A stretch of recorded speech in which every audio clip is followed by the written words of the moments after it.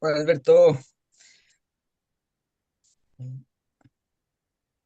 mucha gente se está sumando a los comentarios, se está presentando por ahí. Así que, Rodrigo Cavieres, periodismo de la Watch, voy de abajo para arriba, aprovechando también aquí de Movimiento Socioambiental de Santiago. Bacán, bienvenido, Rodrigo. Nos conocemos también de esos tiempos universitarios.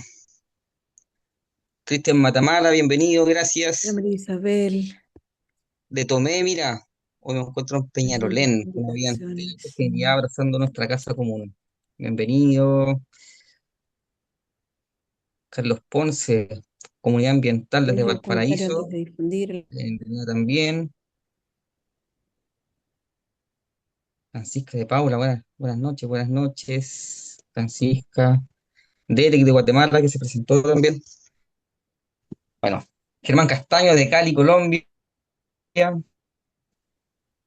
como justamente lo que necesitamos, diversidad.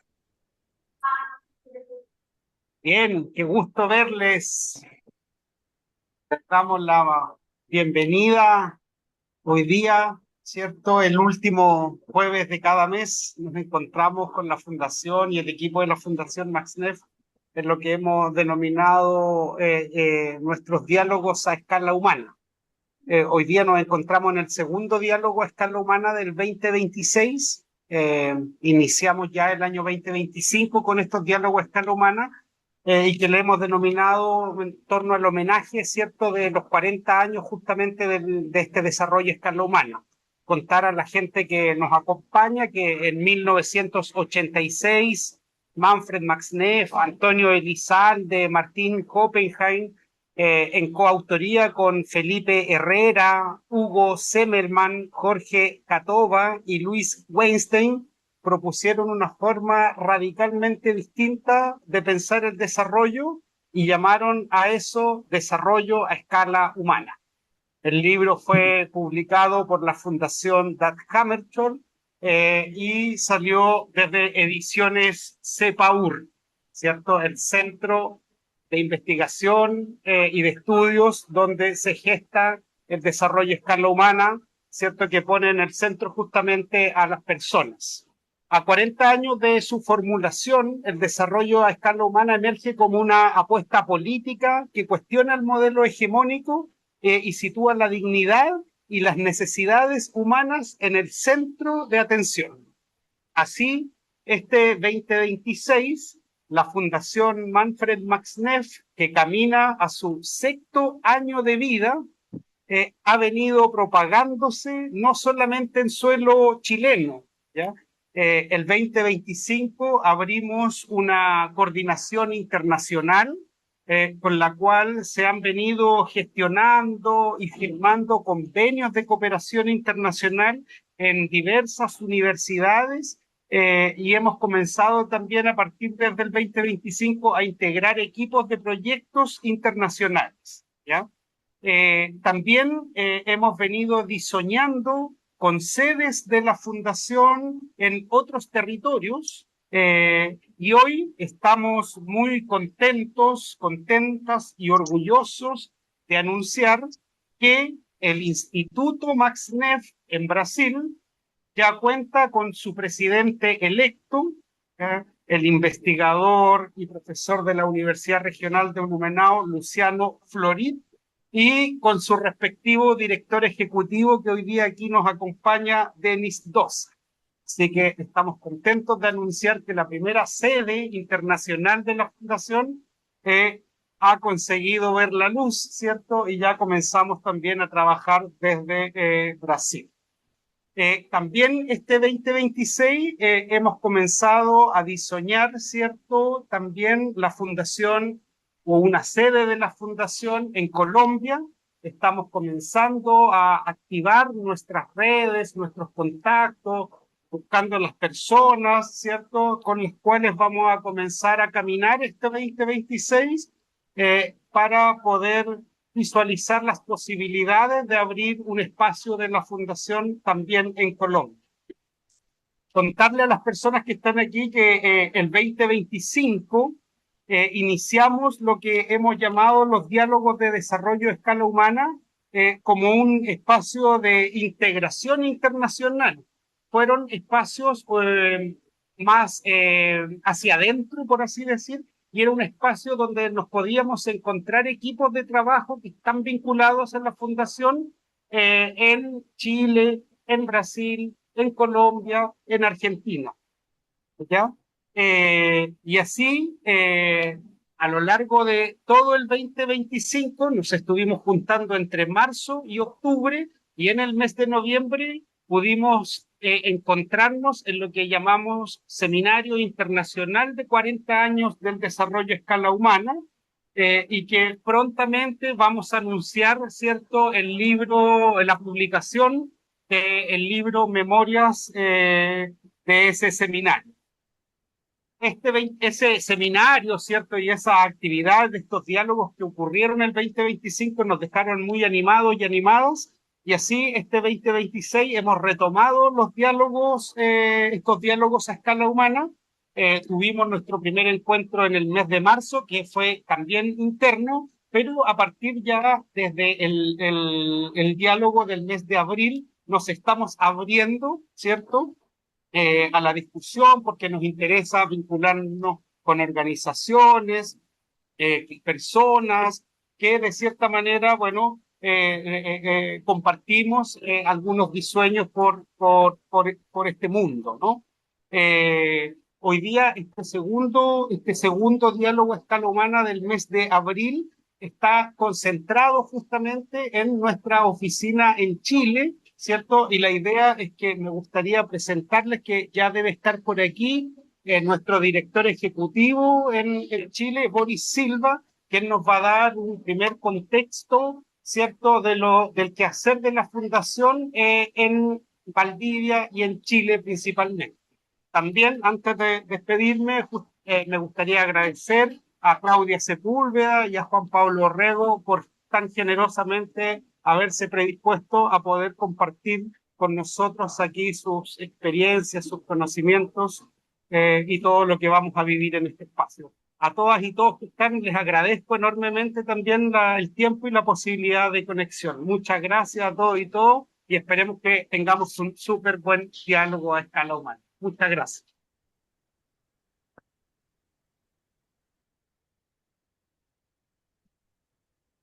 Israel, en otro acto de pirate. Bueno, muy buenas tardes a todos, a todas. Tomo la palabra entonces. Gracias, Cristian, también. Gracias a todos y a todas quienes están participando hoy día de este diálogo.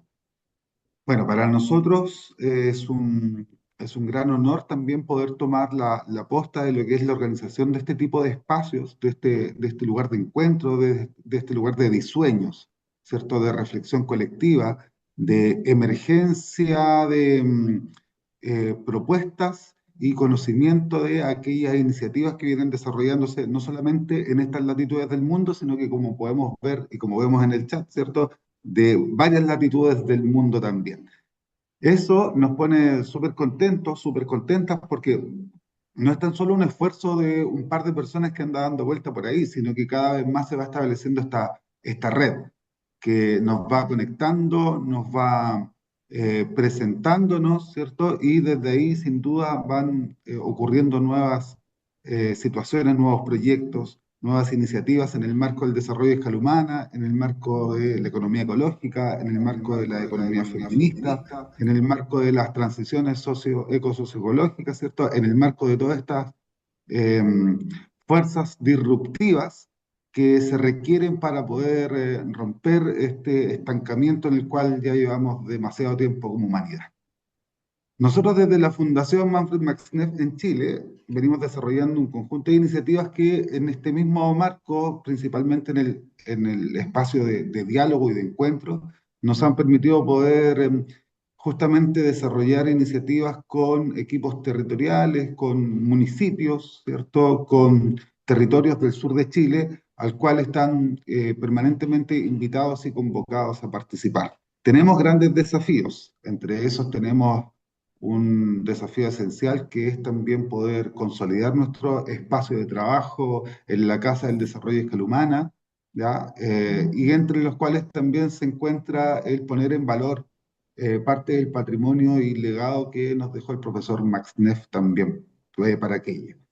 Eh, Somos múltiples personas. Aquí vemos, ¿cierto?, a Evelyn, que hoy día va a moderar este diálogo, Alfredo, ¿cierto?, Rodrigo, que en el marco ejecutivo territorial vamos desarrollando iniciativas, pero sin duda también Bernardo, ¿cierto?, Antonio, que también nos van guiando e impulsando a nuevas iniciativas. Para poder dar paso a este espacio de reflexión y de diálogo que hoy día nos convoca, ¿cierto? Me gustaría poder también cerrar eh, esta intervención poniendo un foco de atención también en lo que nos convoca hoy día en este diálogo en particular. El rol de las organizaciones sociales, ¿cierto? En el marco de la irrupción eh, del surgimiento, del robustecimiento, ¿cierto? Y del sostenimiento de las políticas ambientales en Chile, tiene también un marco súper relevante en cuanto a personas que han sido importantes para aquí. Y desde la Fundación Max Neff en Chile y sin duda desde la Coordinación Internacional, poner en valor también el trabajo del gran Pepe Araya acá en el sur de Chile, acá en Valdivia, es de suma relevancia también, justamente en el mes, ¿cierto?, de que lamentamos su fallecimiento. Y este diálogo se lo queremos también, se lo queremos ofrecer, se lo queremos ofrendar a ese gran trabajo que pudo hacer en términos territoriales, en términos de organización social, eh, y ofrecer también a las semillas que deja para poder ser germinadas en el tiempo. Eh, Pepe ha sido un grande que impulsó muchas de las iniciativas que hoy día sin duda van a seguir germinando y este diálogo se lo queremos ofrecer a él. Así que muchas gracias. Les seguimos esperando y convocando para diversas iniciativas que vamos a seguir desarrollando. Un abrazo grande. Muchas gracias, Boris. Gracias, Cristian. Bueno, vamos a dar inicio a este diálogo descalzo. Les voy a contar un poquitito antes de partir cómo va a ser la estructura de este espacio conversacional colectivo. La idea es que tanto Claudia como Juan Pablo, que van a ser nuestros detonadores y detonadoras del día de hoy, partan una primera intervención con alrededor de 15 minutos cada uno, en la idea de que puedan poner los temas a propósito de la experiencia y que está vinculado, por cierto, con la temática de este diálogo que tiene que ver con el rol de las organizaciones sociales en las políticas públicas, ¿no es cierto? Y en la defensa de los temas ambientales. Dos iniciativas además que generaron un alto impacto, no solamente desde el punto de vista de la movilización social a nivel local en el caso de Valdivia, pero con la acción por los cisnes, pero en el caso de Patagonia sin represa fue un movimiento que tuvo alcance nacional, potente, masivo, y que logró en el fondo poder frenar un megaproyecto hidroeléctrico, ¿no es cierto? Y también, de alguna manera, incidir, también en el caso de Acción por los Cisnes, en un cambio en las políticas públicas medioambientales. Un cambio que si bien es cierto, no tuvo tantos impactos en términos de cambios sustanciales, pero sí que a propósito del movimiento social se pudo lograr este freno y este impacto. Entonces, ellos van a hablar 15 minutos y después vamos a tener un espacio de conversación abierto donde no necesariamente es necesario hacer preguntas, sino que reflexionar un poco lo que nos surge, lo que nos gatilla a cada uno, a cada una, estos distintos temas y reflexiones que hace tanto Claudia como Juan Pablo. Para luego finalmente entregarles unos minutos antes de finalizar a cada uno que puedan también poder incorporar en la reflexión de ellos lo que aquí ocurrió en este espacio conversacional, ¿ya? Bueno, vamos a partir con Claudia. Les voy a contar, son dos grandes, tienen una trayectoria increíble, cada uno y cada una. Claudia es socióloga de la Universidad de Chile, magíster en asentamientos humanos y medio ambiente de la Universidad Católica de Chile y doctora en geografía de la Universidad de British Columbia.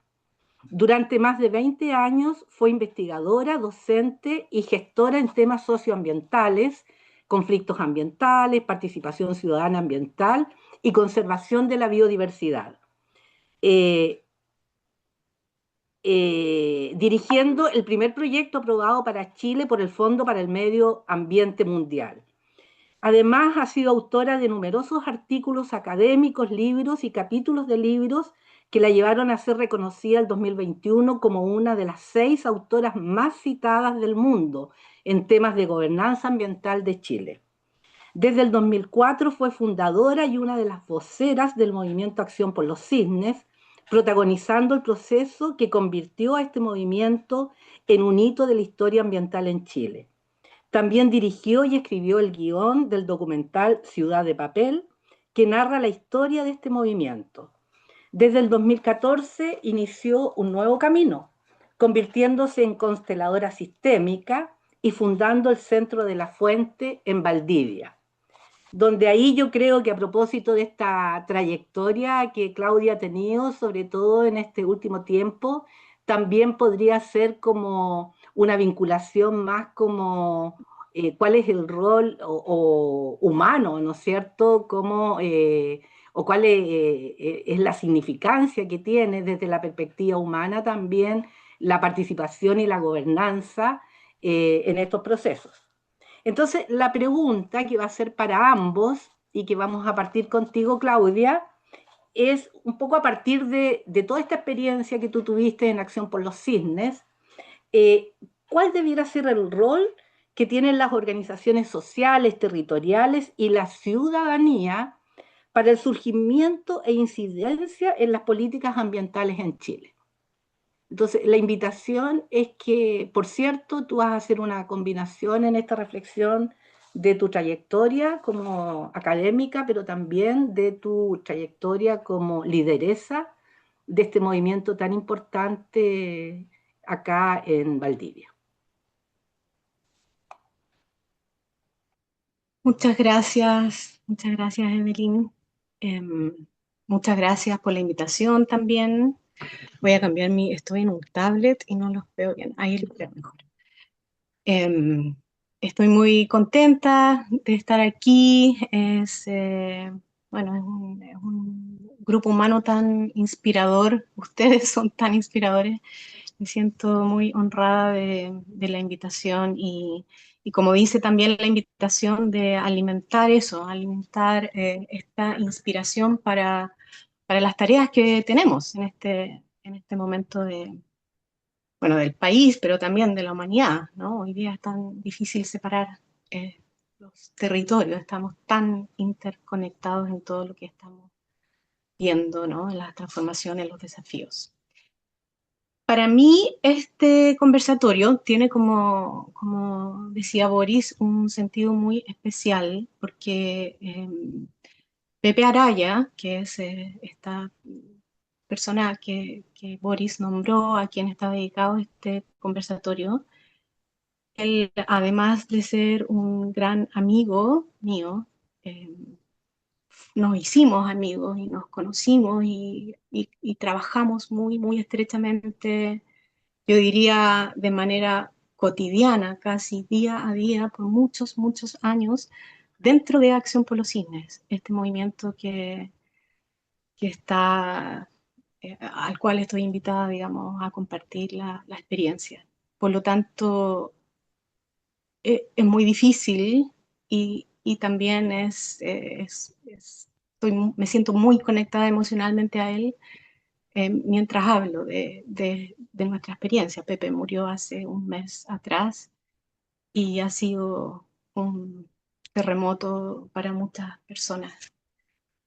Dejó huellas muy profundas y quiero partir diciendo que quizá conectando con lo último que decía Evelyn, yo la verdad no he preparado mucho, no, estoy como, voy a hablar y voy a ir permitiendo que también fluyan las palabras desde mi corazón, más que desde mi mente. Tengo un mensaje que quiero transmitir, tengo una intención, ¿no? Pero la verdad estoy canalizando lo que va saliendo, ¿no? Y, y a propósito de José Araya y de lo que decía Evelyn recién, de la dimensión humana, ¿no? De, bueno, todas las experiencias humanas van a necesariamente tener una dimensión más, digamos, de los vínculos y lo que se construye en el plano eh, de sentido, de pertenencia, de emoción, de amor, de ternura, etcétera, dentro de una organización, un grupo, una comunidad. Eh, a propósito de eso, digo, me di cuenta justamente, y es muy interesante que tengan que pasar estas cosas para ver lo que antes no vimos. Me di cuenta en medio de todo la despedida a Pepe, los discursos, las palabras, las muchas expresiones de gratitud y de conmoción por su partida, me di cuenta que eh, una parte esencial de la identidad de Acción por los Cisnes estaba profundamente unida a Pepe, a su camino. Pepe fue una persona que eh, conectó mundos, para decirlo muy sencillo, ¿no? Él partió desde los derechos humanos, siendo uno de los fundadores del CODEPU, la Comisión de Defensa de los Derechos del Pueblo en Valdivia, una organización fundamental en las épocas más oscuras de las violaciones a los derechos humanos en nuestro país. En Valdivia se fundó esta oficina gracias a la doctora Paz Rojas, que la fundó en Santiago y de alguna manera conectó con Pepe, no sé esa parte, y él era el representante de ese trabajo en todo el sur de Chile por muchos años, recibiendo a las víctimas, a los familiares, las denuncias, sacando a la gente de la cárcel, etc. Nunca dejó de trabajar en derechos humanos y luego se conectó a los temas ambientales y también a los temas del mundo de la cultura, del cine, de las diversidades sexuales, de las comunidades indígenas, de los productores rurales. O sea, Pepe estaba en todas. Era un personaje que conectaba siempre causas de justicia y de dignidad, pero en ámbitos muy, muy, muy distintos.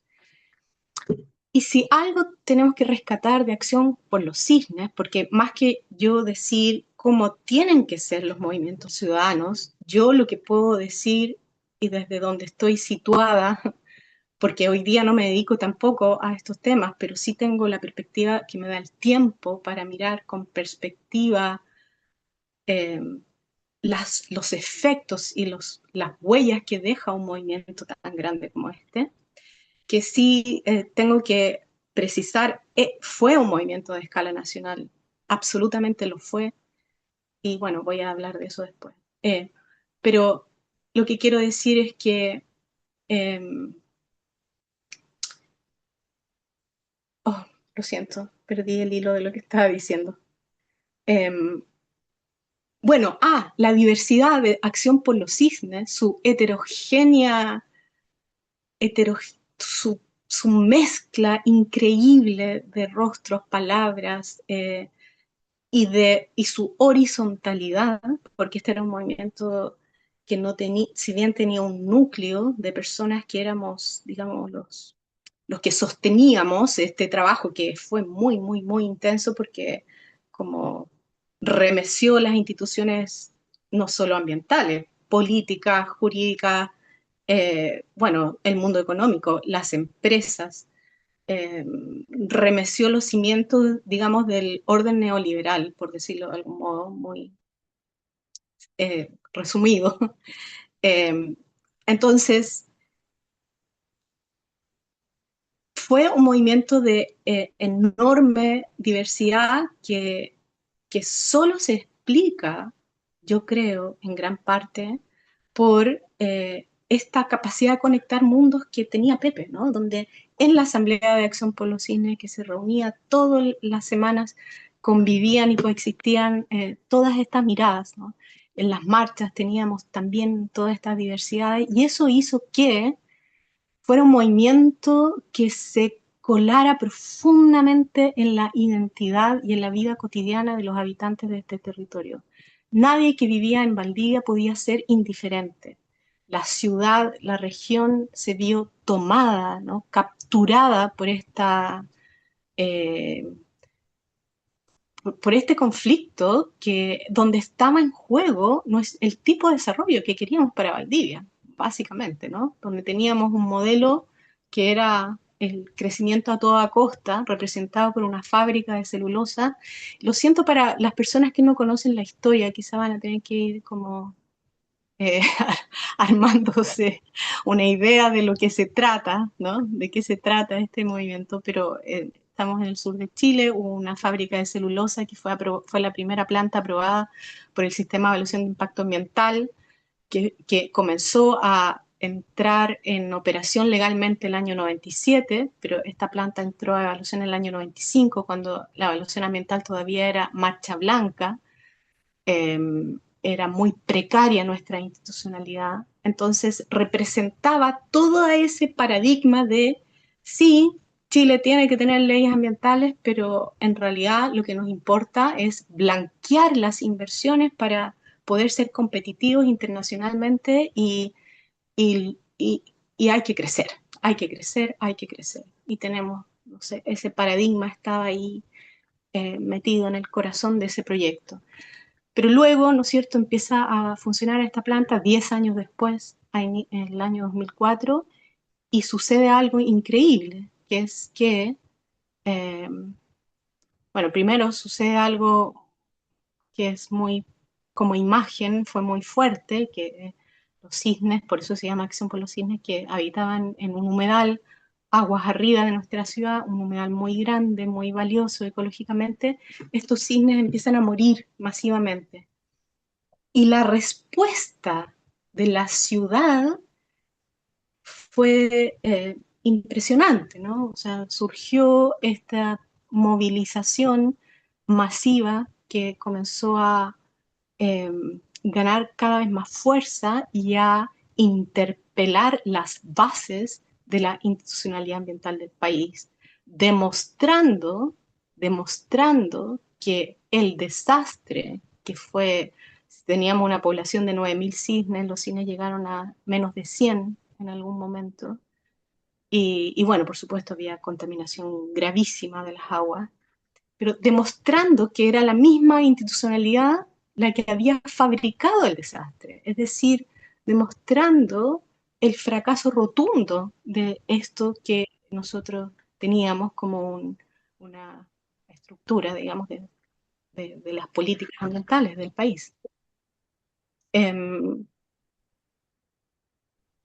Y bueno, y lo que surgió entonces, este movimiento sorprendió a todos por su diversidad, por su perseverancia, por su masividad y por las consecuencias de, sus, de este movimiento, ¿no? Consecuencias o efectos que son eh, trazables, o sea, que podemos ir a conectar. Yo hice mi tesis de doctorado justamente en este caso y entrevisté a todas las autoridades, desde el presidente Lago hasta el encargado de la Comisión Nacional de Medio Ambiente, y lo que observé ahí es que la, esta movilización que demostró el fracaso de las instituciones ambientales y que fue capaz de poner en jaque al poder económico. Recordemos que la empresa era de propiedad Angelini, que era el hombre más rico de Chile, y bueno, en fin, era además un hombre muy poderoso políticamente, que financiaba absolutamente todos los partidos políticos de izquierda y de derecha. Por lo tanto, no tuvimos ningún aliado político, ni siquiera en ningún partido, y no voy a entrar en detalles, pero fue un movimiento que se levantó por sus propios medios en ese sentido, ¿no? Y decía, y de esta investigación yo pude constatar que si bien la reforma ambiental del país probablemente iba a ocurrir de todas maneras, su alcance y su contenido están directamente relacionados con lo que pasó en Valdivia.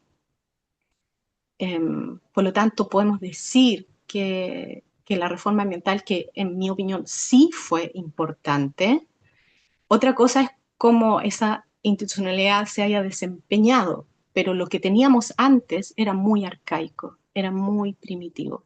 Hoy día tenemos una institucionalidad mucho más robusta, tenemos separada la evaluación de la fiscalización ambiental, tenemos eh, un ministerio de medio ambiente que no teníamos antes. Gracias a eso hoy tenemos un servicio de biodiversidad, es decir, ha habido una evolución muy importante de la institucionalidad ambiental y Acción por los Cisnes, así como, bueno, otros movimientos son, eh, digamos, tienen el mérito de haber empujado, ¿no?, esa frontera y de haber obligado a ir mucho más lejos de lo que las autoridades o los poderes económicos estaban dispuestos. Otra cosa muy importante, que para mí es muy importante destacar, es que también durante el movimiento Acción por los Cisnes, y claro, y no quiero decir que solo Acción por los Cisnes, por supuesto que hay muchos otros movimientos, pero eh, claramente hubo un avance digamos, en la profundización de lo que podemos llamar la conciencia ambiental. Y esto lo podemos ver claramente en el hecho que hasta ese momento el concepto de humedal no existía en la conversación, ni siquiera entre el mundo ambiental, no se hablaba de humedales. Hoy día los humedales son sentido común, ¿no? Y tenemos hoy, bueno, está toda esta discusión entre el ministro Poduje y el senador Durresti discutiendo si los humedales son o no son importantes, pero esa conversación habría sido imposible 20 años atrás. Y tanto es así que el estudio de impacto ambiental que hizo la Universidad Austral de Chile, dirigido por el profesor muy respetado, el doctor Hugo Campos, ni siquiera, que fue hecho el año 92-93, ni siquiera consideraba que el santuario del río Cruces era un humedal, no consideraba su dinámica, y la hidrodinámica del estuario.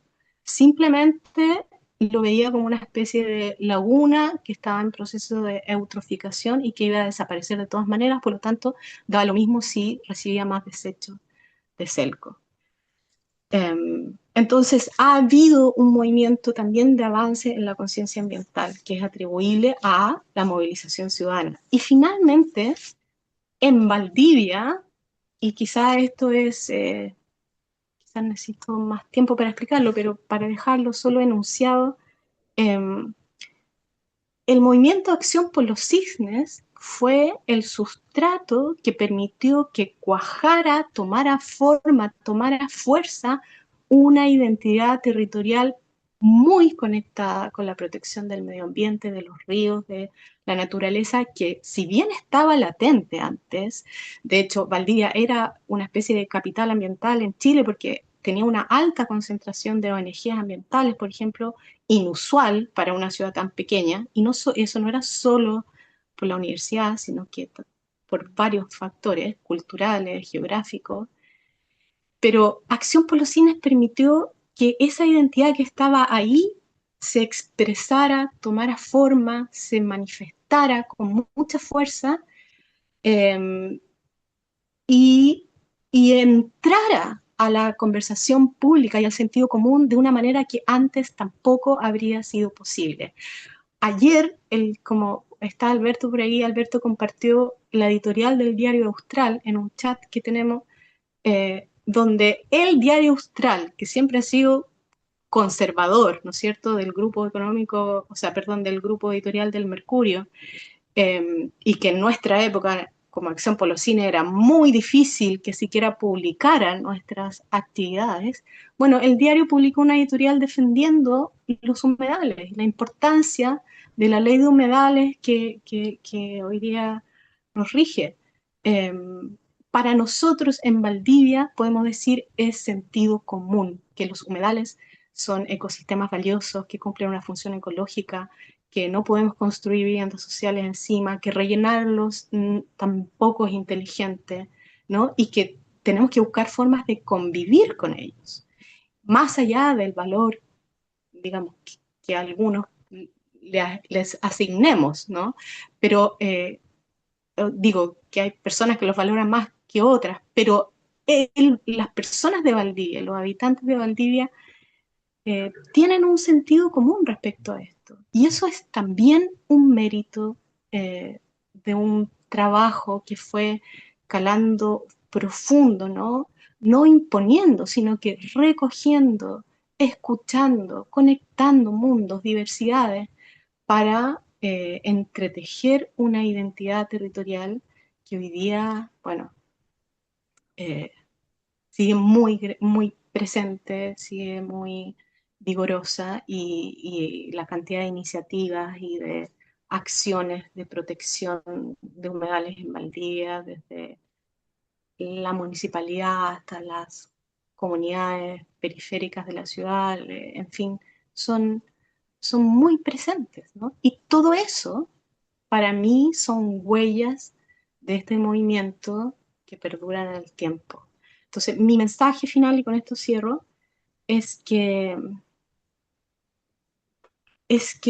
los movimientos ciudadanos son instrumentos de la evolución social y que hay veces, ¿no? Hay algunos movimientos que son como estos catalizadores de un impulso evolutivo que necesita ahí como cuajar y tomar como un carril, un conducto para realmente que la sociedad avance y deje un resultado que perdure, ¿no? Y eso no significa que todo va a estar bien, ¿no?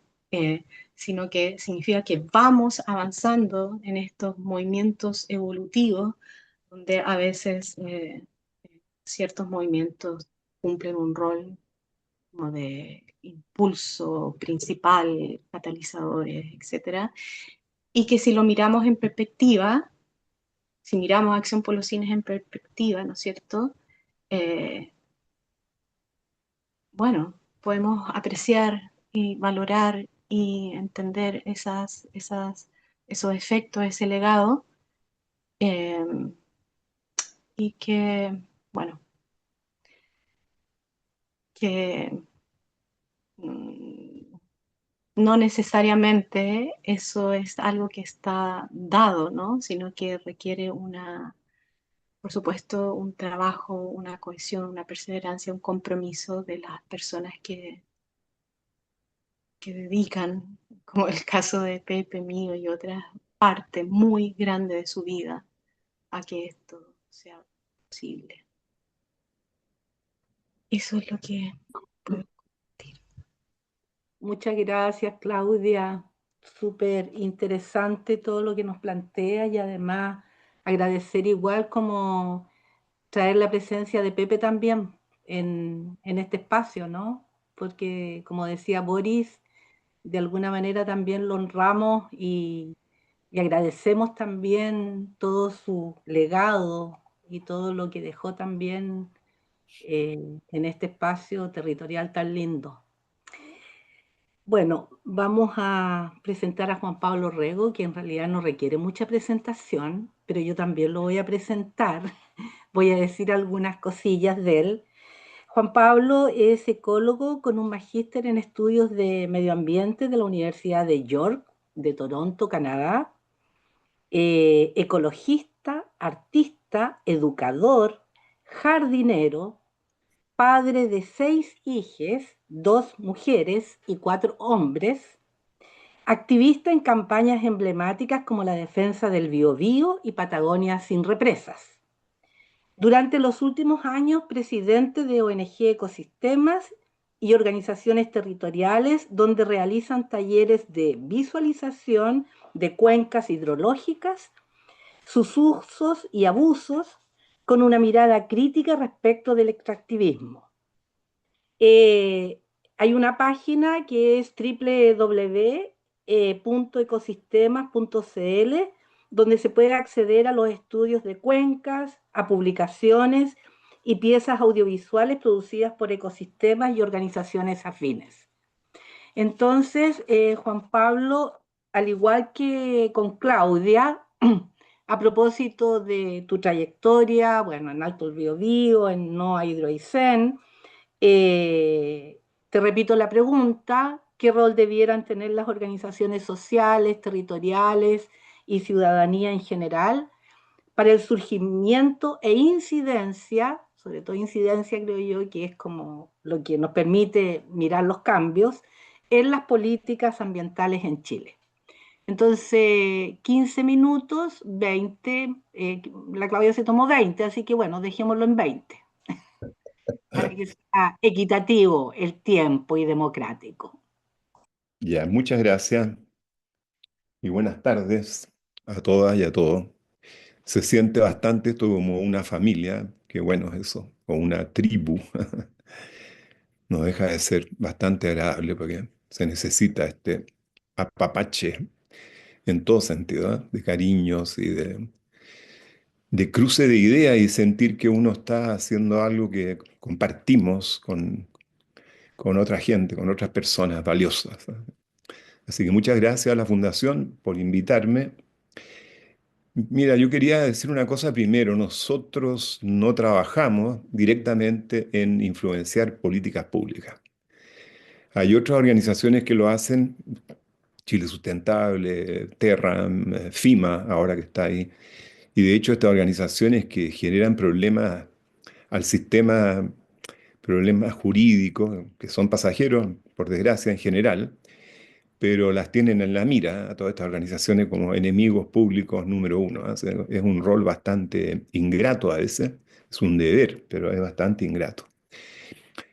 Entonces, lo que sí, tal como decía Claudia, hay muchas similitudes, muchas cosas similares entre las campañas en que yo he estado ahí bregando. Hay muchas y también diferencias, pero solamente yo no puedo, fíjense, mencionar la campaña Patagonia sin represa sin hablar de la campaña de defensa del Biobío. O sea, sin ninguna duda, esa campaña es el precedente y el antecedente de Patagonia sin represa, en forma muy importante.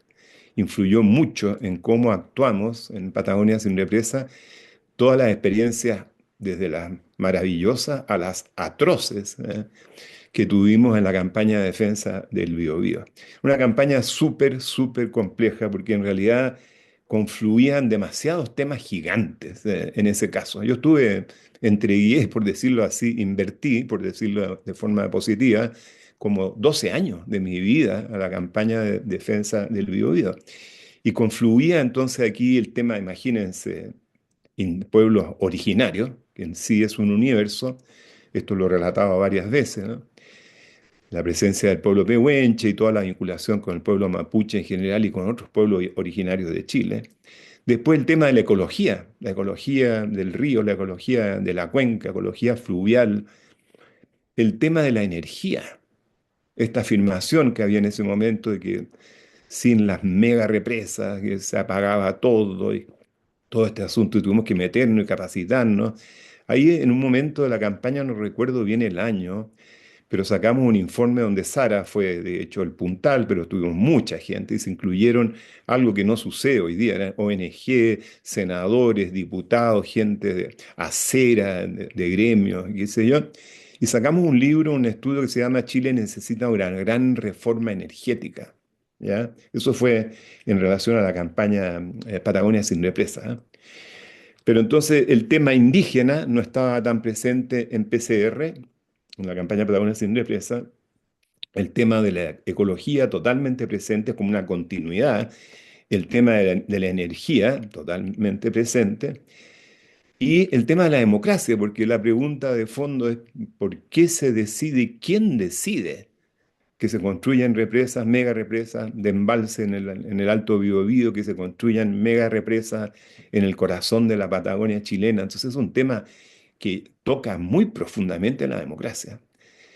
En el caso de el Biobío, hicimos mucho trabajo en el Parlamento de incidencia, viajamos muchas veces al Parlamento con dirigentes pehuenches, como una especie de lobby, pero un lobby más, ¿cómo decirlo, profesor? No tan ceñido, porque no es el discurso, no era el discurso de los dirigentes pehuenches el tema de las leyes puntualmente, era más, por supuesto, un discurso cultural profundo, ¿no?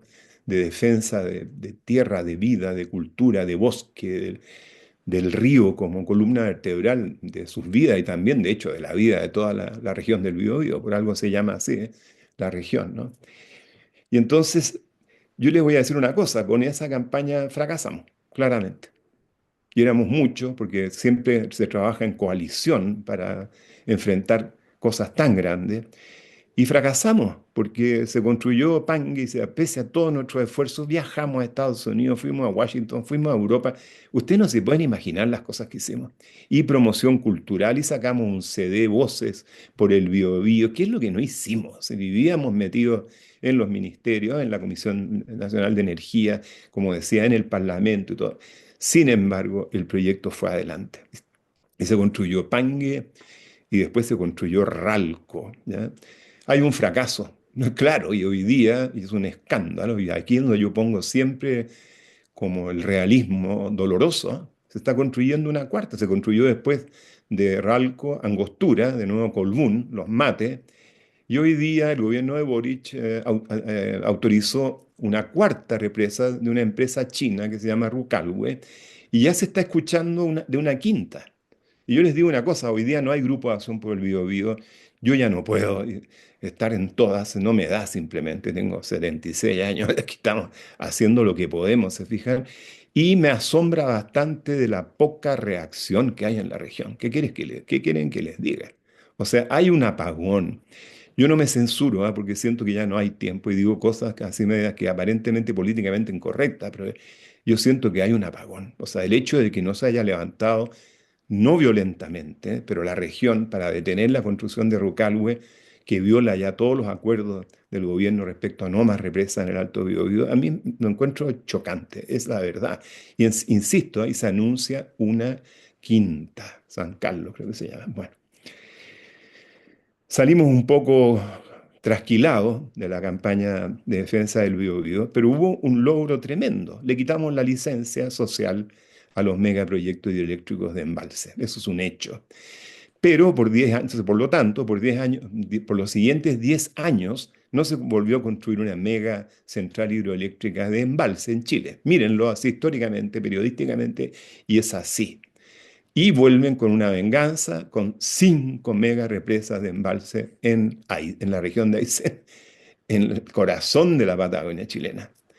Entonces, con estos conceptos que habíamos aprendido con la campaña de defensa del Biobío, volvimos a armar una coalición que fue aún más grande. Tuvimos el apoyo financiero de Douglas Tompkins, hay que contarlo. No hay que pensar que si no hay plata, las campañas no van a ser exitosas para nada, eso no es así. A veces es al revés, incluso. Pero el hecho es que la campaña Patagonia sin Represa tuvo apoyo financiero. Douglas financió a varias de nuestras organizaciones y también pudimos hacer una campaña internacional muy fuerte, ¿eh? Porque una de las lecciones que hemos aprendido es que hay que tener trabajo para enfrentar un megaproyecto destructivo como esos.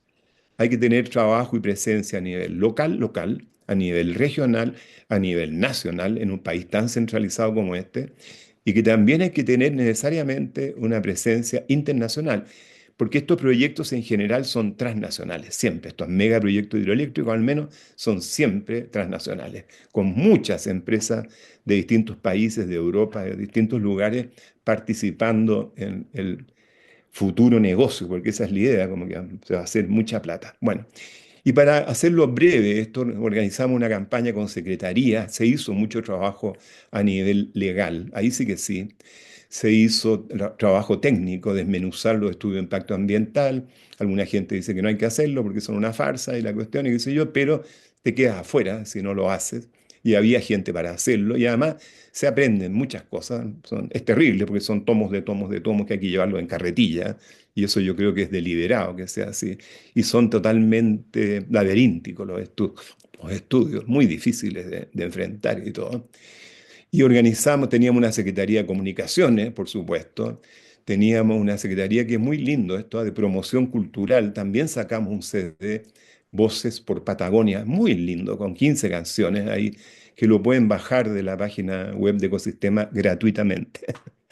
¿Ya? Y la gracia de esta campaña, llegamos a ser como 80 organizaciones de todo el mundo, no es chiste, las más activas 15 quizá, pero con apoyo en muchos países del mundo, en Europa, en Estados Unidos, en Canadá, en Bélgica, en Alemania, en Italia, en España. Eso es extraordinario, ¿eh? Porque ¿por qué ayudan italianos y españoles a una causa algo que está ocurriendo a miles de kilómetros de distancia allá abajito en el cono sur de Sudamérica? Porque mucha gente está allá, tiene la conciencia que es un solo planeta, es una sola biosfera, somos uno solo. Y eso es algo que hay que realmente subrayar, porque es de lo bello, bello de todo este trabajo que es muy duro, ¿no? Y después de la campaña Patagonia sin represa, o sea, perdón, ¿cuál fue el final de la campaña Patagonia sin represa? Se acabó el proyecto, por SEACA. Se acabó, o sea, la empresa se disolvió, los derechos de agua fueron devueltos. Es una campaña con un éxito total, Patagonia sin empresa. Así radiante en ese sentido, ¿ya? Se acabó el proyecto. Y quedó también, gracias a la campaña, un aura, como ha sucedido con el río Futaleufú, por ejemplo, y el pueblo, pero Futa sobre todo, quedó un aura de una región que no debiera tocarse con proyectos industriales. Y ahí está el concepto genial desarrollado por los amigos ahí locales, los colegas de Aysén Reserva de Vida, ¿no? De que Aysén quiere desarrollarse, por supuesto, pero no como el resto del país, se fijan, sino en base a la conservación de sus bienes naturales comunes y de sus atributos ambientales. Hay muchos problemas en la Patagonia. De hecho, ahora estamos enfrentando una mina espantosa en Aysén, la mina del Toqui, con unos tranques de relave que están envenenando a todo el mundo, con tasas de cáncer, cantidades de arsénico en todas partes totalmente escandalosas, ¿ya? Así que hay sí, problemas y amenazas, por supuesto, en todas partes. Entonces, yo creo, fíjese, respondiendo a la pregunta un poco, es que lo que tenemos que hacer es ponernos las pilas, yo lo digo y lo digo, ponernos al servicio de todo y todas las cosas, como diría Gurdjieff, ¿no? Ser ciudadanos proactivos, informados, no importa qué es lo que estudiaste, qué es lo que haces, en qué trabajas, de todas partes suena esto como un cliché, pero es verdad. Se puede hacer algo y debemos hacer algo. Ahora voy a cerrar, todavía me queda un poco de tiempo, pero yo siempre digo esto y lo dije en el diálogo anterior. Que yo pongo un toque así, una advertencia, ¿se fijan? Hemos logrado muchas cosas, Claudia. Estoy totalmente de acuerdo. Y otras campañas también, o sea, hay que recordar Pascualama, el horror que iba a hacer eso, que está como tratando de revivir, por supuesto, la tremenda termoeléctrica que querían construir un millonario brasilero ahí entre Vallenar y Copiapó, que se fue, y no se fue porque sí, sino por un pueblo totoralillo que no se vendió nunca jamás y se opuso los pescadores y todo, y el proyecto no se pudo hacer. Y después el millonario quebró, así, ayudó un poco eso, se fijan, pero el tema es que yo me siento estoy alarmadísimo. Porque si fijan, yo tengo mis años, ya lo dije, llevo como 34 años de activista y a toda honra. Activista y educador, como decíamos ahí. Y siento que, por desgracia, hemos fracasado también. Como colectivos y como todos los que estamos aquí, qué sé yo, porque no hemos logrado rasguñar el modelo extractivista colonial que tenemos en Chile y que tenemos en casi todo el sur global. No lo hemos logrado rasguñar. Y es peor. Este caballero que tenemos ahora es un enemigo de la naturaleza.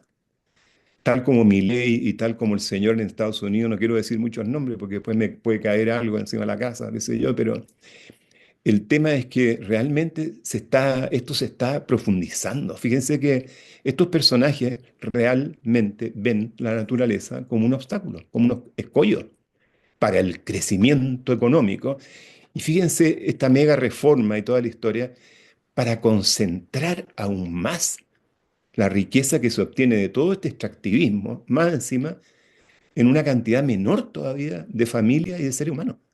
Y esto está pasando a nivel mundial. O sea, esto del 1% está llegando a ser realmente una realidad dura, dura, como esta mesa, ¿se fijan?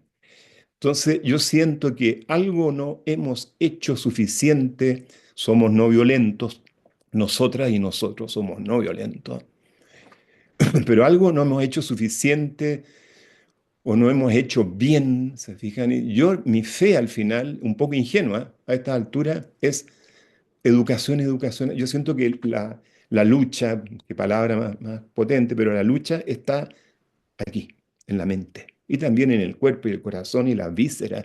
Entiéndanme bien, pero aquí hay una lucha, como decía Claudia, hay una batallita paradigmática, ¿se fijan? Y lo que a mí me desconcierta, al final de fondo, es que es tan simple, la salida es tan simple, o sea, hay que poner la naturaleza primero. Ah, el ecólogo profundo, este señor está en una secta. No, no. Yo digo, ¿de dónde viene el aire? Ya me han escuchado algunos de ustedes. ¿De dónde viene el aire? ¿De dónde vienen las aguas? Ni siquiera sabemos bien cómo llegaron las aguas a este planeta. ¿De dónde surgen los alimentos? ¿Qué es lo que puede dar calidad de vida real? ¿Qué es lo que puede volver a regular el sistema climático que está tiritando, esta biosfera que está tambaleándose? Y la respuesta a todo eso es naturaleza, naturaleza, naturaleza, naturaleza, naturaleza. No hay otra respuesta. ¿Y quiénes son los campeones de la biosfera? Los organismos fotosintéticos. ¿Qué estamos haciendo con ellos? Destruyéndolos. Las plantas, los bosques, el fotoplancton de los océanos. Seguimos destruyéndolos. O sea, las tasas de deforestación son, Bernardo, muchas personas aquí lo saben muy bien. ¿Cuántos bosques y selvas se han destruido en este planeta? ¿50? ¿60% de toda la selva y bosque del planeta? Entonces, claro, y con todos los arrecifes de coral moribundos, ustedes saben toda esta información. Entonces, el tema es que no podemos ser complacientes. Tenemos que hacer algo, no sé, yo les digo, estoy desconcertado porque yo lo que puedo contar es lo que hacemos. Y en este momento hacemos campañas de activismo, de oposición a proyectos destructivos o tratamos de, que no sé cómo decirlo, hermanos y hermanas, de educar, que suena prepotente, no sé pero no sé cómo decirlo. Estamos haciendo talleres de educación popular sobre cuencas en todo Chile y visualizamos las cuencas con la gente local y vamos ubicando los usos y los abusos y terminamos hablando de las alternativas a todo este extractivismo. Ahora vamos a ir a Putaendo, vamos a ir a Vicuña, vamos a ir a Antofagasta, vamos a ir a Calama, hemos estado en el sur mucho, en Mataquito, en Penco, en Alto Mañiguales, en Coyhaique, nos hemos movido mucho, ¿se fijan? Y uno ve en las caritas y las caras de esas personas, hombres, mujeres, hemos estado también mucho en colegios, en la región del Ñuble, estuve en varios liceos, y uno ve en las caras de la gente, se fija en esta especie de impotencia, resignación, esperanza, una mezcla muy... Y yo miro a los cabros jóvenes, los chicos de los colegios, que no conocieron Chile de otra manera como uno, que no conocieron a un Chile mucho más forestado, con un litoral central vivo, que ahora está sin comentarios, ¿me entiendes? ¿Cómo buscas tú buscar cómo te orientas a buscar ese Chile si no sabes que existió un Chile distinto, con más bosque, con más vida, con más biodiversidad? ¿Se fijan? Ustedes me entienden. Entonces, y fíjense, volviendo y para cerrar, Fundación, o sea, Manfred Max Neff. ¿Cómo salimos de este extractivismo colonial? Miren Máximo Pacheco como asoció a Codelco con Anglo American, Río Tinto, Glencore, que son proveedoras de minerales a las fábricas de armas de Europa. Eso es lo que son. Y ahora Codelco está contribuyendo a exportar minerales metálicos, no metálicos y tierras raras a la industria armamentista europea. El Estado de Chile. Entonces, lo que se fija en mi ejercicio, ¿cómo decirle? Es la mirada real, hasta donde yo puedo verla, digamos. No digo que yo estoy viendo la realidad de Kant, pero la realidad dura, real, y bajar eso, se fija en esa conciencia, llevarla a las localidades.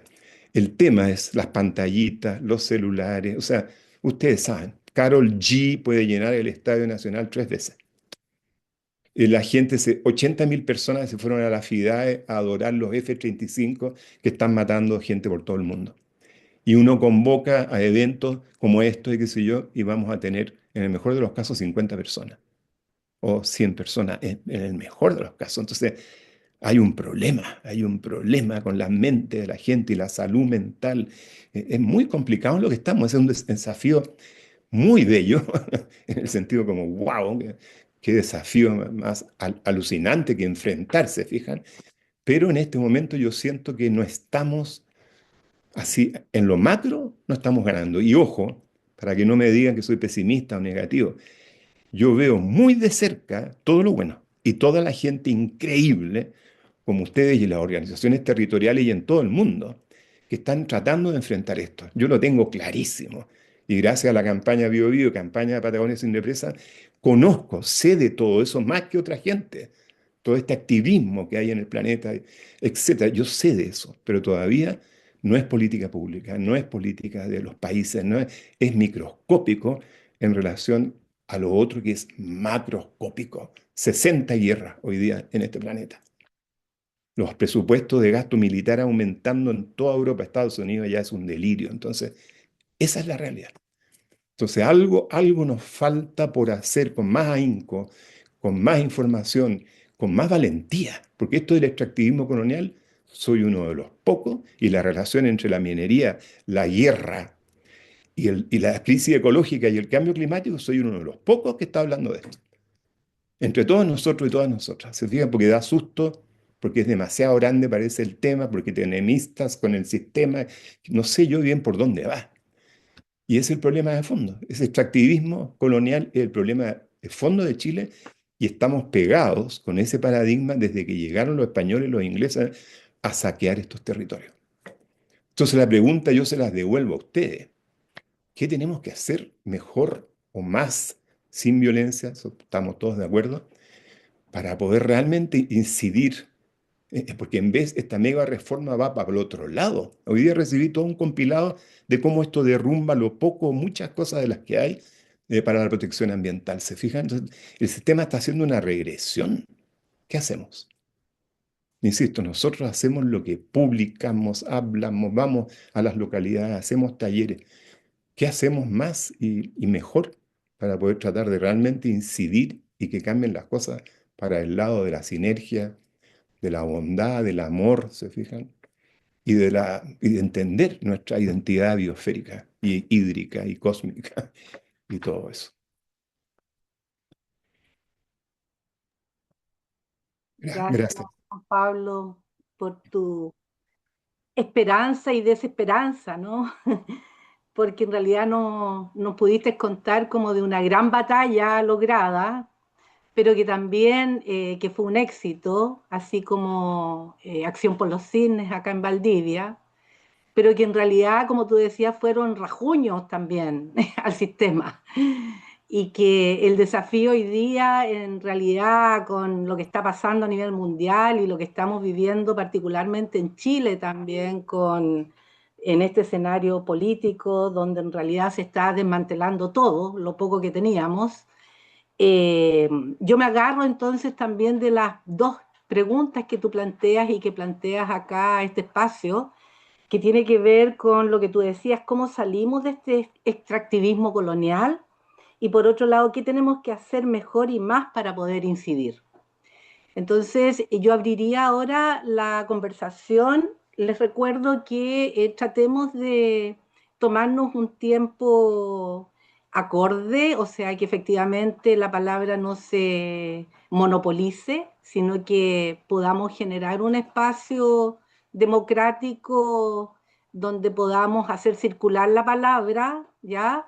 Les propongo que a lo mejor máximo 2 minutos, porque como les decía inicialmente, no son necesariamente preguntas a Juan Pablo y a Claudia, sino que más bien una reflexión respecto de lo que nos gatillan, ¿no es cierto?, esta experiencia y los desafíos que nos propone también Juan Pablo con estas dos interrogantes que nos propone como conversación para este espacio. Entonces, estoy viendo a Carlos Procer que levantó la mano. Entonces, a Carlos y Rodrigo. Primero Carlos. Un saludo con amor, con Nehuen, con convicción. La demanda de Juan Pablo es súper clara. ¿Qué hacer? Porque tenemos que hacer. No podemos quedarnos en una sensación de que sí, podría serlo, estamos intentándolo, mira, la cosa se está poniendo muy difícil. Y mi respuesta es una palabra que ha sido el factor de éxito cada vez que tuvimos éxito en el movimiento ambiental chileno: unidad. Unidad por encima de egos, por encima de conveniencias económicas, unidad por encima de perfiles cooperativos corporativos. Tenemos que tener esa capacidad que tuvimos en 1983 cuando nos unimos en la iniciativa planetaria para el mundo que elegimos. Lola Hoffman, Francisco Varela, Jimena Bogadir, Gastón Sublet. La vanguardia cultural de este país se unió. Luego, en 1989, la Red Nacional de Acción Ecológica, 120 organizaciones. Aquí está Juan Pablo, aquí está Rodrigo, saben de qué estamos hablando. Luego la campaña de defensa del bosque nativo. Hoy día en Chile hay más bosque nativo que hace 30 años. Pero ojo, no nos contestemos tanto. Está un poquito degradado, pero hay más, no hay menos. Y lo que fue Patagonia, lo que fue el trabajo cada vez que tuvimos éxito fue porque nos unimos. Cierto. Entonces mi llamado es volver a unirnos sin condiciones, a unirnos porque tenemos cosas en común. Algunos serán más sustentabilistas, otros más ambientalistas, importa nada. Lo que importa es unirnos. Por lo tanto, llamo a un nuevo Congreso, a una unidad como esa, para terminar, que tuve con Manfred McNeff y Douglas Tompkins en esa avioneta mítica de Douglas volando por la Patagonia, en la cual era claro la unión. Es importante un modelo social, político, cultural y económico bancado a través de la educación y conectado con lo que dejó Tompkins: conservación. Este país tiene un montón de belleza y fuerza natural. Entonces, este es el momento de unirnos sin condiciones. Los egos abajo, las conveniencias se olvidan. Tenemos que ser capaces de organizar un encuentro. Son miles. ¿Saben cuántos establecimientos educacionales chilenos hoy día están certificados ambientalmente? 2.300 en 265 comunas en todas las regiones del país. Ese fue un proyecto que bordamos, trabajamos incesantemente. Y ojo, es uno de los recortes para el año 2027. Entonces tenemos que unirnos. Es el momento de trabajar unidos, cooperativos. Muchas gracias, Carlos. Rodrigo Cavieres. Ahora sí que era Calcañi.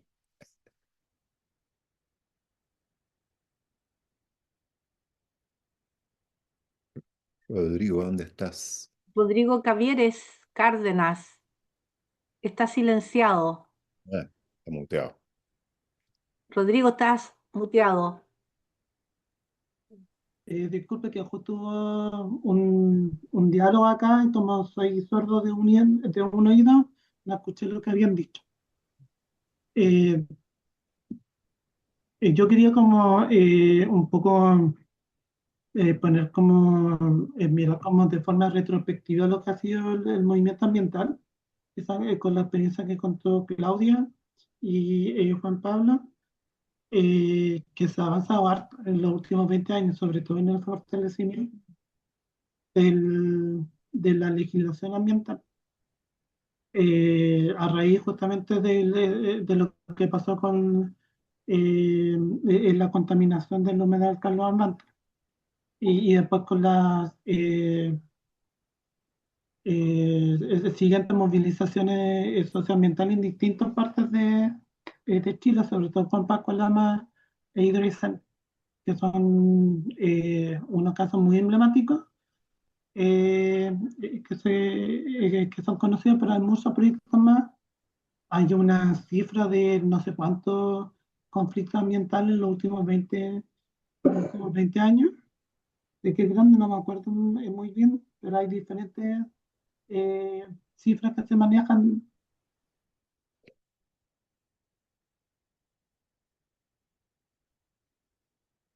Se cayó. ¿Yo parece? Sí, entonces vamos, Rodrigo Calcani.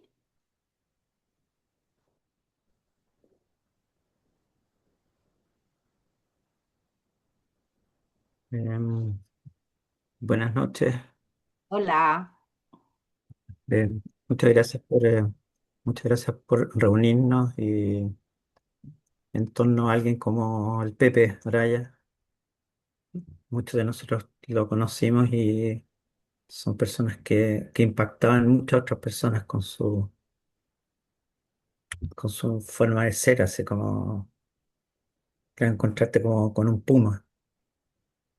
Em, También agradezco mucho las palabras de Claudia.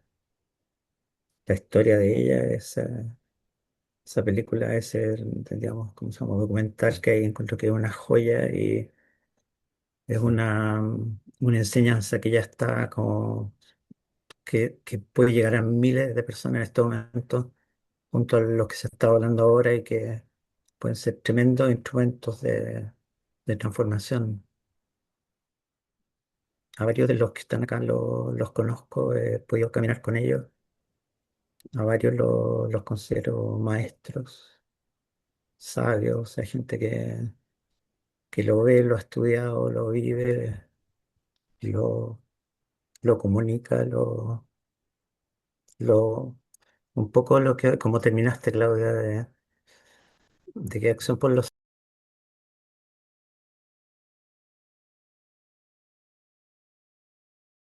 como hoy, como en este momento, contando la historia y verlo a usted como en plenitud. Y dándonos a conocer que hay mucha plenitud, que le falta algo, como nos dice Juan Pablo, pero también siento que al mismo tiempo que lo enunciaste, esa falta también es que tiene que haber gente como ustedes que hablan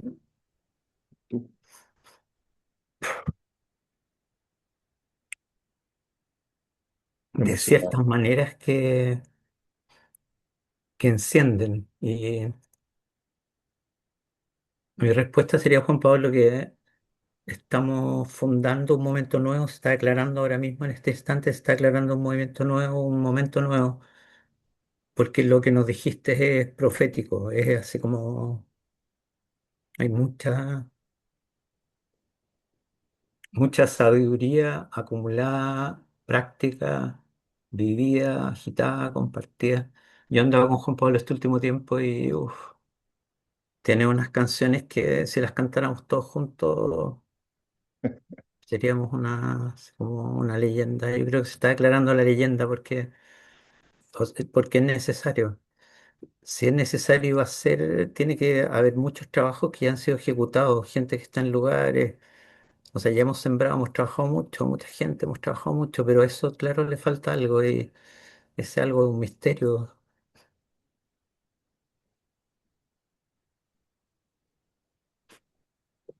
que, perdón, pero como, es mucho lo que pasa por adentro.